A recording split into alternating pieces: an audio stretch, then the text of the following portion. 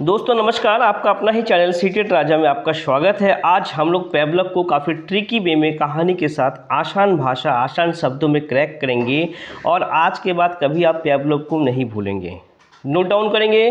Pavlov ने सिद्धांत दिया था शास्त्रीय अनुबंधन का सिद्धांत, जिन्होंने कुत्ते पे जो लार टपकने वाले स्टिमुलस और बेल, घंटी, फूड, ये काफ़ी आपने सुना होगा, लेकिन समझ में पता नहीं आपको कितना आया है, नहीं आया है, फिर भूल भी जा रहे होंगे। ऐसी स्थिति ज़रूर पैदा होती होगी स्टार्टिंग जब भी आप सीटेट की तैयारी कर रहे होंगे।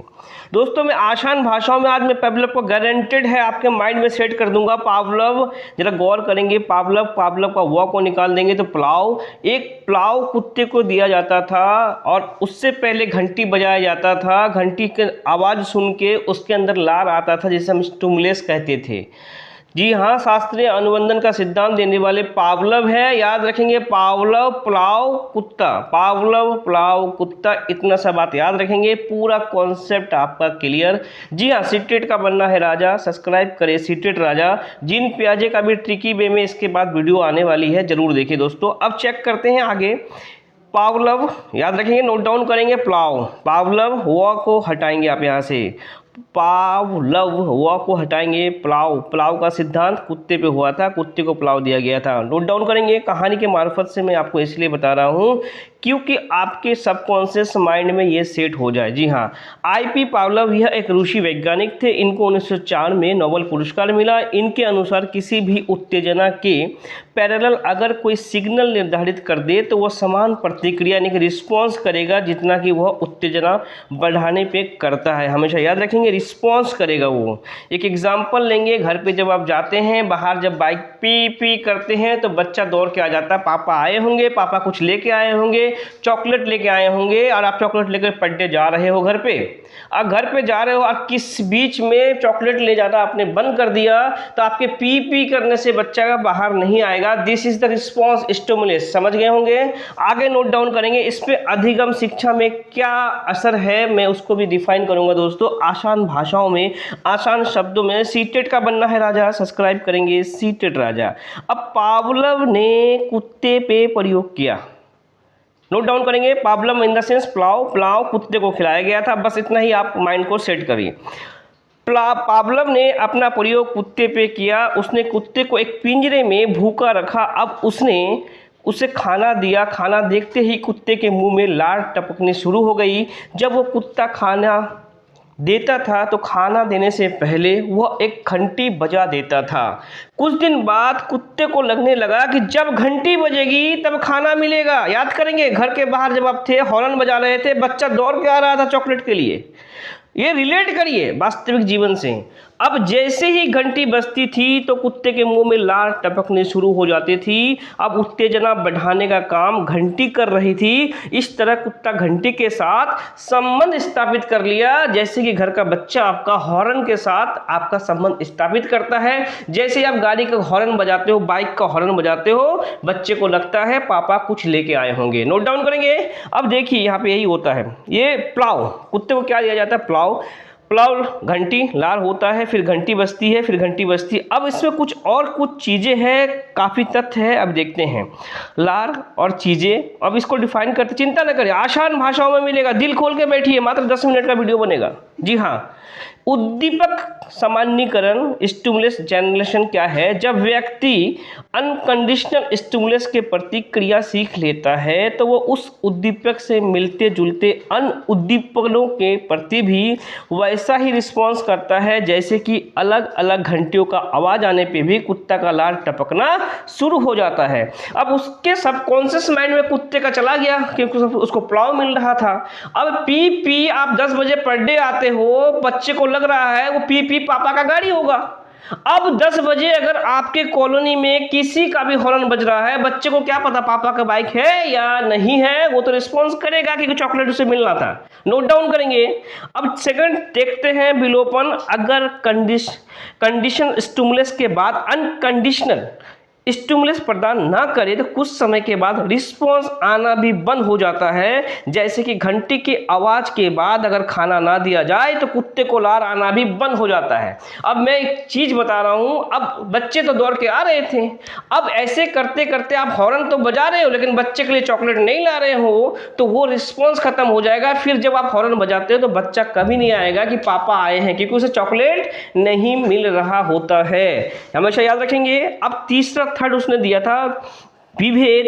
विभेद क्या है? इसमें व्यक्ति ओरिजिनल अनकंडीशनल स्टिमुलस और अदर स्टिमुलस के बीच विभेद या अंतर करना शुरू कर देता है। जैसे बहुत सारी घंटियां बजने के बावजूद भी कुत्ता यह पहचान जाता था कि किसकी घंटी की आवाज़ है। तो जब रिस्पॉन्स उसे नहीं मिलता, बच्चे को चॉकलेट नहीं मिला, तो बच्चे के दिमाग में उस हॉर्न का भी एक माइंड इमेज क्रिएट हो जाता है। तब उसे पता चल जाता है ये पापा का गाड़ी का ही हॉर्न है। उसी तरह कुत्ते को भी इतनी घंटियों के बीच में भी उस घंटी के बीच वो अंतर कर पाता है। जी हाँ दोस्तों, ये है पावलोव का सिद्धांत। फिर से नोट डाउन करेंगे। Pavlov in the sense pulao कुत्ते को दिया गया था। ये रूसी वैज्ञानिक थे, तीनों स्टिमुलस और रिस्पॉन्स इन्होंने दिया था। और इसको हम लोग अधिगम एजुकेशन पे इसलिए यूज़ करते हैं, कब किसी को अगर रिस्पॉन्स देंगे तो स्टिमुलस देंगे तो वो रिस्पॉन्स करेगा, इसीलिए उसको एक्साइटेड करने के लिए अधिगम शैली को विस्तृत उद्देश्यों की प्राप्ति के लिए करते हैं। दोस्तों इसके बाद अभी दिल थाम के बैठे पियाजे को भी मैं आसान भाषाओं में भी करवाऊंगा। दिल थाम के बैठे 5 मिनट के अंदर आप पियाजे को खत्म करेंगे। जी हाँ दोस्तों, सीटेड का बनना है राजा, सब्सक्राइब करेंगे सीटेड राजा। दोस्तों जिन पियाजे आने वाला 10 साल कभी भी सीटेड इनको भूलता नहीं है। दोस्तों जिन पियाजे को आसान कहानी के साथ लेंगे, ऐसा कोई सीटेड नहीं जिनसे आपको जिन पियाजे से सवाल देखने को नहीं मिलता है, और काफ़ी आसान भाषा में आसान शब्दों में लेंगे, ट्रिकी वे में, कहानी की तरह कि आज के बाद आप कभी जिन पियाजे का सिद्धांतों को नहीं भूलेंगे। जी हाँ, जिन पियाजे को शुरू करने से पहले मैं आपको 30 सेकंड का एक कहानी सुनाने वाला हूँ। दिल थाम के बैठे 30 सेकंड के अंदर आपका जिन पियाजे लाइफ टाइम के लिए ख़त्म हो जाएगा। एक कहानी देखते हैं। एक स्विट्जरलैंड के मकान में, एक स्विट्जरलैंड का ये मकान में आप यहाँ गौर करेंगे, एक जिन था जिनके पास 4 प्यास थे। स्विट्जरलैंड के मकान में एक जिन था जिनके पास 4 प्यास थे, और जिनके 4 बच्चे भी थे। कितने बच्चे थे? 4। एक बच्चे 2 वर्ष का, एक बच्चा 2 से 7 वर्ष का, तीसरा बच्चा 7 से 11 वर्ष का, चौथा बच्चा 11 वर्ष से ऊपर का। फिर से नोट डाउन करेंगे। स्विट्जरलैंड के एक मकान में एक जिन था जिनके पास 4 प्यास थे और 4 बच्चे थे। एक बच्चा 2 वर्ष का, एक बच्चा 7 वर्ष, 2 से 7 वर्ष, एक 7 से 11 वर्ष, एक 11 वर्ष से ऊपर। बस इतना सा ही आपका जिन पियाजे खत्म है। दोस्तों आइए इस कहानी का उद्देश्य क्या था मैं चेक करवाता हूँ आपको, और आज आपका जिन पियाजे खत्म। जिन पियाजे, जिनके पास प्यास था, और जिन पियाजे ने 4 संज्ञानात्मक विकास के प्रतिपादक सिद्धांत दिए थे। तो प्याज कितना था जिनके पास? जिनके पास 4 प्याज था और जिन पियाजे ने 4 सिद्धांत दिए थे। नोट डाउन करेंगे। जिन पियाजे स्विट्जरलैंड के मनोवैज्ञानिक थे। तो मकान कहाँ पे था जहाँ पे जिन था? स्विट्जरलैंड के मकान में एक जिन था जिनके पास 4 प्यास थे और 4 बच्चा थे। दोस्तों कहानी में इसलिए बता रहा हूँ कि आप रिकॉल सबकॉन्शियस माइंड में आसान शब्दों में आपका चला जाएगा। जी हाँ दोस्तों, जिन पियाजे स्विट्जरलैंड के मनोवैज्ञानिक थे। पियाजे का मानना था जैसे जैसे बच्चे में जैविक परिपक्वता बायोलॉजिकल मैच्योरेशन आती है, वैसे वैसे वह वस्तुओं के बारे में अपने दिमाग में कॉन्सेप्ट बना लेते हैं। पियाजे के अकॉर्डिंग बच्चे सक्रिय ज्ञान निर्माता तथा नन्हे वैज्ञानिक जो संसार के बारे में अपने सिद्धांतों की रचना करते हैं। जी हाँ, अब कुछ और पॉइंट देखेंगे दोस्तों, काफ़ी आसान भाषा में, चिंता न करें आपका आज पियाजे खत्म हो जाएगा। पियाजे के अकॉर्डिंग नन्हे वैज्ञानिक तो है ही, और पियाजे के अकॉर्डिंग बच्चे की थिंकिंग एडल्ट के प्रकार, बड़ों के प्रकार में अलग होती है, ना कि क्वालिटी में। याद रखेंगे, आप जितना सोच रहे हो बच्चा भी उतना ही सोचता है। प्रकार अलग होता है लेकिन क्वालिटी में, मतलब प्रकार में अलग होता है लेकिन क्वांटिटी में, मतलब आप जितना सोचते हो वो भी उतना ही सोचता है। अब पियाजे ने एक चीज़, ये प्रतिपादक इन्होंने क्या दिया, कॉन्सेप्ट ऑफ कॉग्निटिव डेवलपमेंट, इन्होंने अनुकूलन पे बल दिया कि वातावरण के अनुसार अपने आप को ढाल लेना ही अनुकूलन कहलाते हैं। और अनुकूलन के 2 प्रक्रिया उन्होंने बताया था। आत्मसातकरण, आत्मसातकरण में क्या था? पूर्व के ज्ञान में नए ज्ञान को जोड़ना, हमेशा याद रखेंगे। प्लस जहाँ पे जोड़ने की बात आई वो आत्मसातीकरण था। पूर्व के ज्ञान से नए ज्ञान को जोड़ना आत्मसात करना कहलाते हैं, आत्मसातीकरण कहलाते हैं। ओके, नोट डाउन करेंगे। एग्जाम्पल, एक बच्चे ने पहले डॉग देखा, 4 पैर 2 आँख इस तरह का जंतु है, ये डॉग है। फिर उसने बिल्ली को भी देखा, तो बिल्ली को देख के फिर उसने कहा पापा पापा देखो वो डॉग है। तो पापा ने कहा नहीं ये कैट है, ये म्याऊं म्याऊं करती है, वो भौं भौं कर रहा था। तो पूर्व के ज्ञान से बोला अच्छा इसका भी 4 पैर है लेकिन ये म्याऊं म्याऊं कर रही है, तो नए ज्ञान को जोड़ना ही उसे कहते हैं आत्मसातीकरण। समायोजन क्या है? पूर्व के ज्ञान में परिवर्तन करके वातावरण के साथ तालमेल बैठा के समायोजन करना। फिर देखेंगे पूर्व का जो ज्ञान था प्लस प्लस मतलब डबल प्लस, पूर्व के ज्ञान में परिवर्तन करके वातावरण के साथ तालमेल बिठा करके समायोजन कहलाता है। एग्जाम्पल लेते हैं, एक बच्चे ने टाइगर देखा, पापा पापा देखो ये टाइगर है, ये वो वाओ वाओ टाइगर है, इसके स्किन पे भी ब्लैक ब्लैक ये चित्रे बने हुए थे। अब बच्चे ने सेम स्किन का मैंने बिल्ली भी देखा, बच्चे ने कहा पापा पापा देखो टाइगर का बच्चा है, टाइगर का बच्चा, उसके स्किन पे भी ऐसे ब्लैक ब्लैक स्पॉट है। तो पापा ने कहा नहीं ये टाइगर का बच्चा नहीं है, ये बिल्ली का बच्चा है, इसका अंतर को समझाता। तब बच्चे ने क्या किया? पूर्व के ज्ञान में परिवर्तन करके वातावरण के साथ तालमेल बैठाया और नए ज्ञान को उन्होंने एक्सेप्ट किया, एडिट किया। अब देखेंगे साभ्य धारण संतुलन, जिसे इक्विलिब्रेशन कहते हैं, इसके द्वारा बच्चा आत्मसातीकरण और समायोजन की प्रक्रिया के बीच संतुलन कायम करता है। क्या करता है? दोनों के बीच एक कॉमन संतुलन कायम करता है, उसे ही हम संतुलन या साभ्य धारण जैसा वर्ड आता है। दोनों के बीच ये जो दोनों टेक्निक आपने ऊपर देखा, समायोजन और अनुकूलन, आत्मसातीकरण, दोनों के बीच ये एक संतुलन कायम करता है। स्कीमा क्या है? मानव के दिमाग में जो चीज़ें पहले से स्टोर होती है वह उनका प्रयोग करके किसी विषय के प्रति एक धारणा बनाता है, तो इसे स्कीमा कहते हैं। मानव शिशु में स्कीमा प्रवृत्ति और प्रतिक्रिया जन्मजात होता है। जैसे आप देखेंगे किसी का एक बच्चा स्कूल जा रहा है और दूसरा बच्चा उसी घर में है, उसको देख के ऑटोमेटेड वो जूता पहनना, कपड़े पहनना, स्कूल बैग लेना, सब कुछ जान लेता है क्योंकि इससे वो सीख रहा होता है। इसका स्कीमा, इसी को हम स्कीमा डिफाइन कर सकते हैं। अब देखेंगे दोस्तों, जिनका जो 4 बेटा था उन्हीं के बारे में है और काफ़ी आसान भाषाओं में। उससे पहले इसे संगठन को ख़त्म करते हैं। पियाजे के सिद्धांत में संज्ञानात्मक प्रणाली के लिए स्कीमाओं को पूर्ण व्यवस्थित करना, उन स्कीमा को जोड़ना ही संगठन कहते हैं।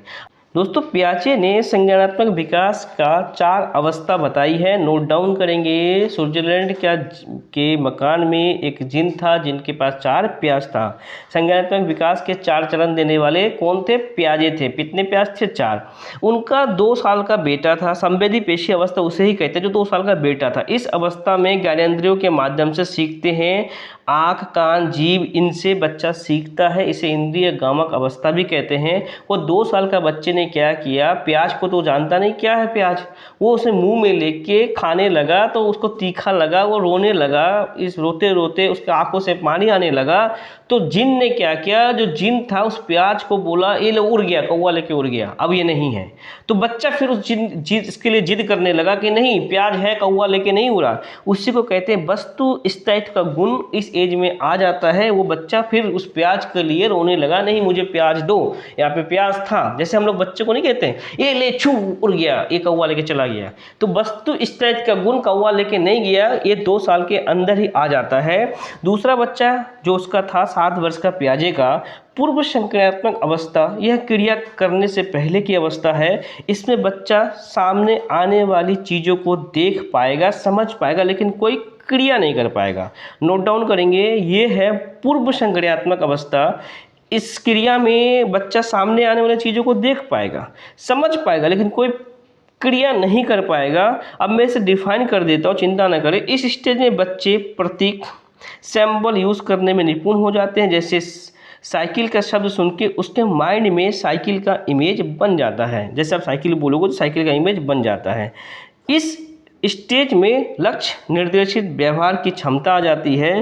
गोल्ड डायरेक्टेड बिहेवियर, जीववाद मतलब मैं मून जा रहा है, मून के साथ साथ मून मेरे साथ जा रहा है, पंखा चल रहा है तो पंखा सजीव है।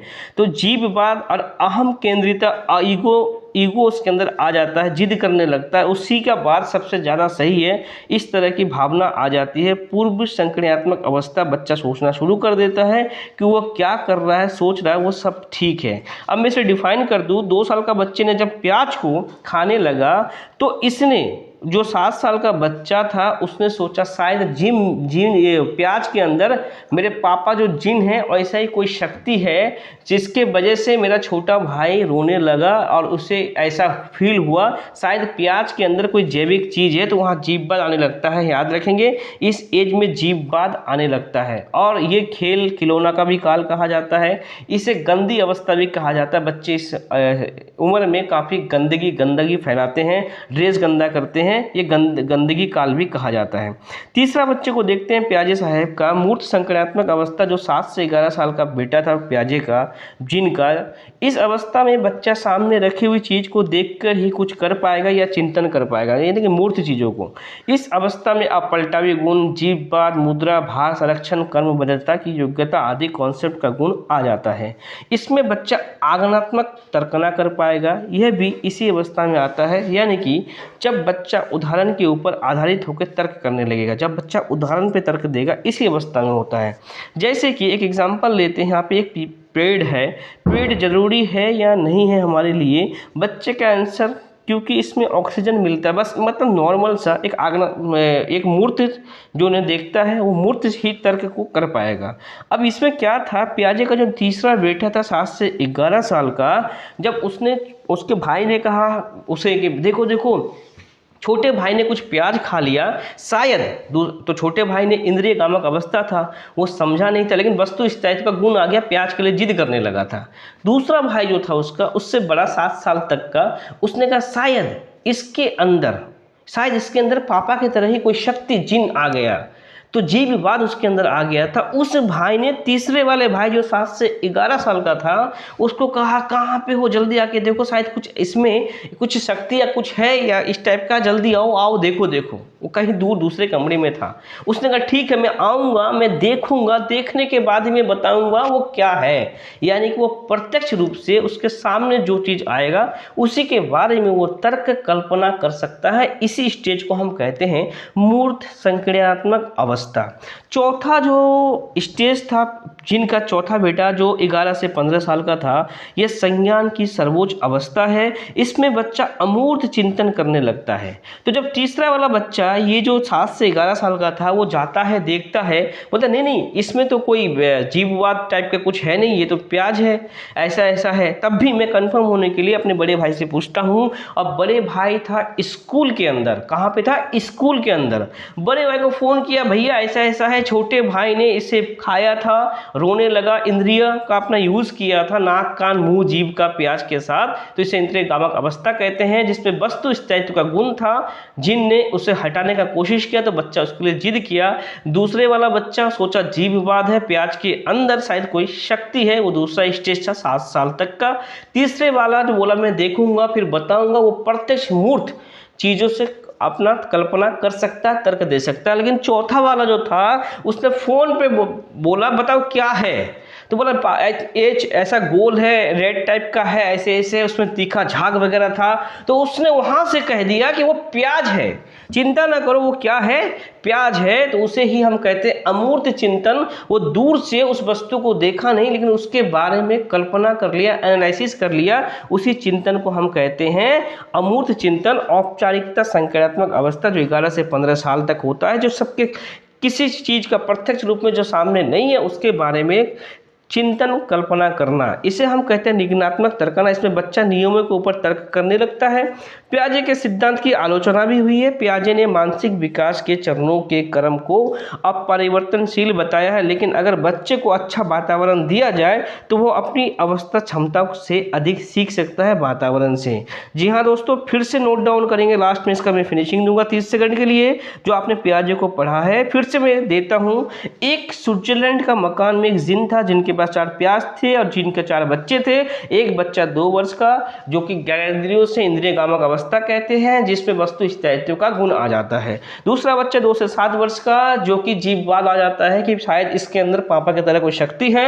तीसरा बच्चा मैं देखूंगा तब बताऊंगा, यानी कि प्रत्यक्ष रूप से सोचने के लिए मूर्त संक्रियात्मक अवस्था। चौथा जो स्कूल में था वो नहीं देख के बता दिया ये वो प्याज है, इससे मत खेलो, इससे नहीं खेलना चाहिए, वो स्कूल में रह के बता दिया, इसे कहते हैं अमूर्त चिंतन। दोस्तों आसान भाषाओं में आज मैंने आपको पावलोव और पियाजे को कराया। इस तरह का 2011 से लेकर 2021 तक का आपको प्रीवियस ईयर पेपर का सारा सॉल्यूशन आसान शब्दों में मिलेगा। दोस्तों वीडियो अगर अच्छा लगे ना तो एक लाइक जरूर करना, कमेंट जरूर करना। सीटेट का बनना है राजा, सब्सक्राइब करेंगे सीटेट राजा। जय हिंद, जय भारत।